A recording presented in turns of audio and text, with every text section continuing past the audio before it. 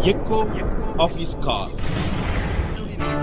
ஆண்டவரும் இரட்சகருமாகிய இயேசு கிறிஸ்துவின் நாமத்தில் உங்களை அன்புடன் வாழ்த்துகிறேன். ప్రభు రక్షకుడైన యేసుక్రీస్తు నామం నందున మిమ్మల్ని అందరినీ ఆహ్వానిస్తున్నాను. இந்த மாதமும் நம்முடைய அழைப்பின் எதிரொலி ஊழியத்தின் ஊழியர்கள் எல்லாரும் தங்கள் அன்பை உங்களுக்கு தெரிவிக்கிறார்கள். ఈరోజు కూడా మా ఎకో ఆఫీస్ కాల్ పరిచర్యలో పనిచేసే అందరూ ఆ పరిచర్యలో సేవలో ఉన్న వాళ్ళందరూ మిమ్మల్ని అభినందిస్తున్నారు.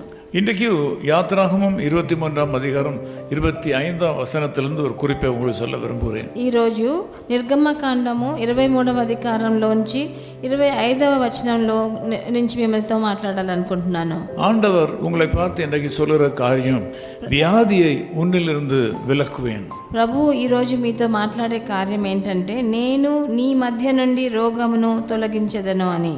இந்த நாட்களில் வியாதி என்பது ஒரு மனித பிரச்சனையாக இருக்கிறது. ఈ రోజుల్లో వ్యాధులు అనేవి మనుషులకు చాలా పెద్ద కష్టంలో ఒకటిగా ఉంది. உலகத்தில் எங்கு பார்த்தாலும் வியாதியின் கூர் அதிகமாக இருப்பதை பார்க்க முடிகிறது.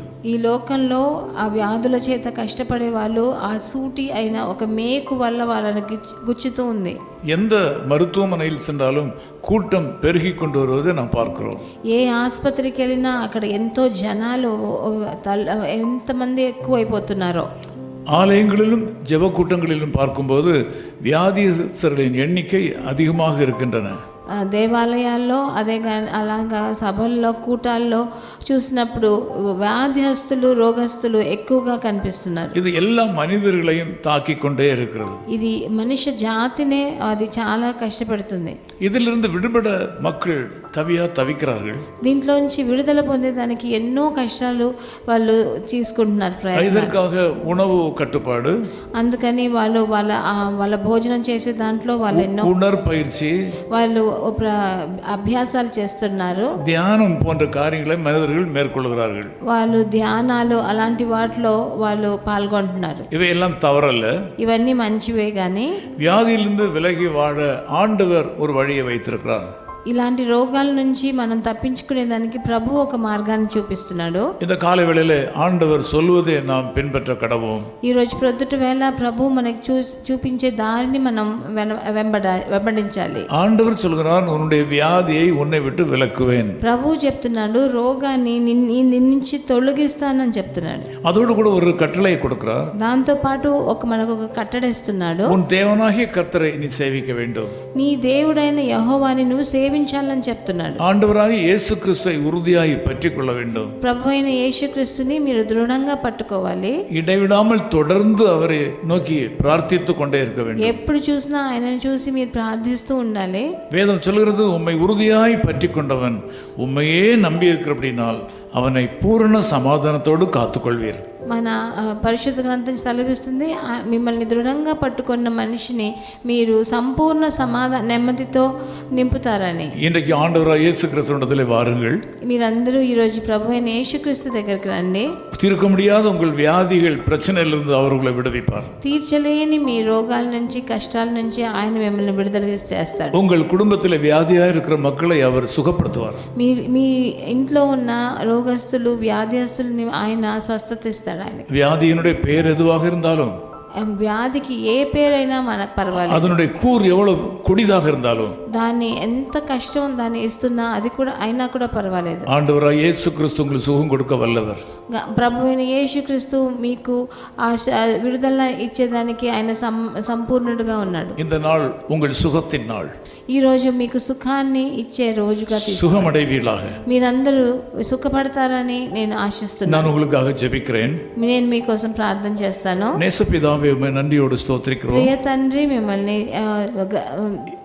మిమ్మల్ని వందనాలు చెల్లిస్తున్నాం తండ్రి. இந்த நாளின் கால வேளையில வியாதியாக இருக்கிற எங்கள் அன்பு சகோதர சகோதரிகளை உம்முடைய பிரசன்னத்திற்குள்ளாக கொண்டு வருகிறோம். ఈ ప్రొద్దుటి వేళ కష్టాల్లో, అనారోగ్యంతో కష్టపడే వాళ్ళందరినీ మీ చెంతకు తీసుకొస్తున్నాను. ஒரு சிறிய தலைவலியிலிருந்து பெயர் சொல்லக்கூடாத பொல்லாத வியாதிகள் வரையிலும், வியாதி என்றால் கஷ்டம் தானே ஆண்டவரே. ఒక చిన్న తలనొప్పి అయినా సరే, మన పేరు చెప్పుకోలేనంత పెద్ద వ్యాధి, రోగమైనా సరే, కానీ అవన్నిట్లో కష్టమే కదా తండ్రి. எங்களுடைய ஆண்டவராக உம்மிடத்தில் சர்வ வல்லமையும் இருக்கின்றன.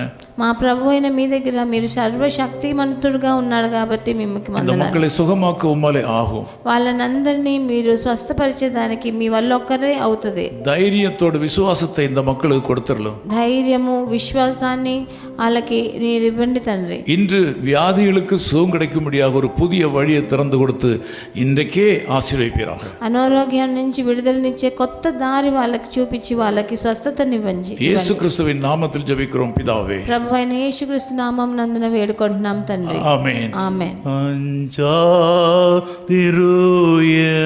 நெஞ்சமே உன் கர்த்த துன்ப நாளிலே கண் பார்ப்போம் என்கிறார் இக்கட்டில் தீய யாதிரு தகுந்த துணை உனக்கு தப்பாமல் செய்வார்.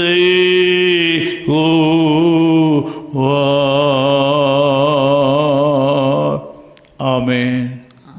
His call ministries 10 Muhammad Abdullah 2nd Street, opposite International Cricket Stadium, Chepauk, Chennai 600005, India. Phone 9144-2852-8282.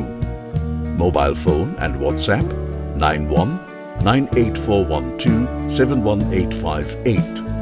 Email sam@echoofhiscall.org. Website www.echoofhiscall.org. God bless you.